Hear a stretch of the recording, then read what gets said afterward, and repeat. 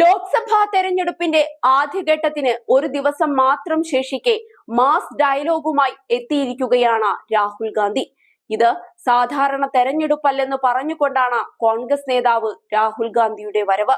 Party പ്രവർത്തകർക്ക് നൽകിയ സന്ദേശത്തിലാണ് രാഹുലിന്റെ ഈ പരാമർശം. ജനാധിപത്യത്തെയും ഭരണഘടനയെയും സംരക്ഷിക്കുന്നതിനു വേണ്ടിയുള്ള തെരഞ്ഞെടുപ്പാണിതെന്ന് രാഹുൽ എടുത്തു പറഞ്ഞു. ഇന്ത്യ എന്ന ആശയത്തെ ബിജെപി നശിപ്പിക്കുകയാണെന്ന് നാം നിരന്തരമായി ജനങ്ങളോട് പറയണം. നിങ്ങളാണ് ഈ പാർട്ടിയുടെ നട്ടെല്ല്. തെരഞ്ഞെടുപ്പ് സമയത്ത് നിങ്ങളോട് നേരിട്ട് സംസാരിക്കാമെന്ന് ഞാൻ വിചാരിച്ചു. ഇത് ഒരു സാധാരണ തെരഞ്ഞെടുപ്പല്ല. ഭരണഘടനയെയും ജനാധിപത്യത്തെയും സംരക്ഷിക്കുന്നതിനു വേണ്ടിയുള്ളതാണ് ഈ തെരഞ്ഞെടുപ്പ്. വലിയ ഉത്തരവാദിത്തമാണ് നമുക്കുള്ളതെന്നും രാഹുൽ ഗാന്ധി വീഡിയോ സന്ദേശത്തിൽ പറയുന്നുണ്ട്.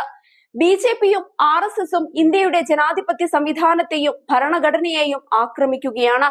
തെരഞ്ഞെടുപ്പ് കമ്മീഷൻ ഉൾപ്പെടെയുള്ള സ്ഥാപനങ്ങളും അവരുടെ ആക്രമണത്തിന് വിധേയരാകുന്നു. RSSന്റെ ആശയങ്ങൾക്കെതിരെ തെരുവുകളിലും ഗ്രാമങ്ങളിലും പോരാടണം.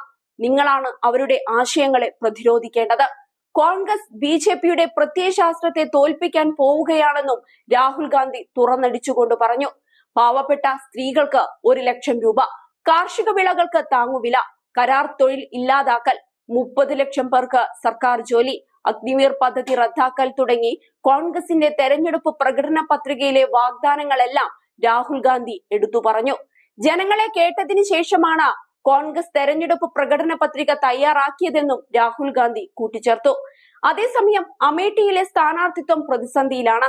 അമേഠിയിൽ താൻ മത്സരിക്കുന്ന കാര്യം പാർട്ടി തീരുമാനിക്കുമെന്നാണ് രാഹുൽ ഗാന്ധി കഴിഞ്ഞ ദിവസം പറഞ്ഞത്. ഉത്തർപ്രദേശിലെ അമേഠി മണ്ഡലത്തിലെ സ്ഥാനാർത്ഥിയെ കോൺഗ്രസ് ഇതുവരെയും തീരുമാനിച്ചിട്ടില്ല. 5ാം ഘട്ടമായ മെയ് 20-നാണ് ഇവിടെ തെരഞ്ഞെടുപ്പ് നടക്കുന്നത്.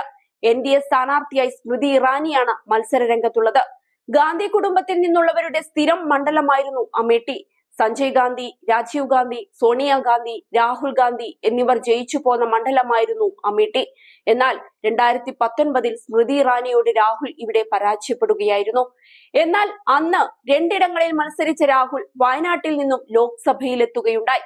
ഇക്കുറിയും രാഹുൽ വയനാട്ടിനു പുറമെ അമേഠിയിലും ജനവിധി തേടുമോ എന്ന കാര്യത്തിലാണ് ഇതുവരെ പാർട്ടി അന്തിമ തീരുമാനമെടുക്കാത്തത്. അതേസമയം കേരളത്തിൽ രാഹുൽ പ്രചരണ പരിപാടികളുമായി തകർക്കുകയാണ്. ഇന്ന് തെരഞ്ഞെടുപ്പ് പ്രചരണത്തിനായി കോൺഗ്രസ് നേതാവ് രാഹുൽ ഗാന്ധി പാലക്കാടാണ്. 2 ദിവസം മുൻപ് രാഹുൽ ഗാന്ധി വയനാട് മണ്ഡലത്തിൽ പ്രചരണത്തിനെത്തിയപ്പോൾ കണ്ട കാഴ്ച ഏവരെയും അത്ഭുതപ്പെടുത്തിയിരുന്നു. 10,000-കണക്കിന് ആളുകളാണ് രാഹുലിനെയും കാത്ത് വഴിയരികിൽ നിന്നത്. കൊടികളില്ലാതെ പോസ്റ്ററുകൾ മാത്രമായാണ് സുൽത്താൻ ബത്തേരിയിൽ ആദ്യ റാലി നടന്നത്. ആയിരങ്ങളാണ് റാലിയിൽ അണിനിരന്നത്. വയനാട്ടിൽ രാഹുൽ ഗാന്ധി എത്തിയതോടെ UDF ക്യാമ്പ് സജീവമായിട്ടുണ്ട്. മലപ്പുറം, കോഴിക്കോട്, വയനാട് ജില്ലകളിലായി വ്യാപിച്ചു കിടക്കുന്ന മണ്ഡലത്തിലെ എല്ലാ ഭാഗത്തും രാഹുൽ ഗാന്ധിയുടെ പ്രചരണം നടക്കുന്നുണ്ട്. കഴിഞ്ഞ ദിവസം ക്രൈസ്തവ നേതാക്കളുമായി അദ്ദേഹം ചർച്ച നടത്തിയിരുന്നു. രാഹുൽ ഗാന്ധിയുടെ ഭൂരിപക്ഷം ഇത്തവണ ഉയർത്തുമെന്നാണ് UDF നേതാക്കൾ അവകാശപ്പെടുന്നത്. ഭരണഘടന സംരക്ഷിക്കുക എന്ന മുദ്രാവാക്യമാണ് LDFിനു വേണ്ടി മത്സരിക്കുന്ന ആനി രാജ മുന്നോട്ട് വെക്കുന്നത്. മോദിയുടെ ഗ്യാരണ്ടിയാണ് BJP സ്ഥാനാർത്ഥി K സുരേന്ദ്രന്റെ പ്രചരണ ആയുധം.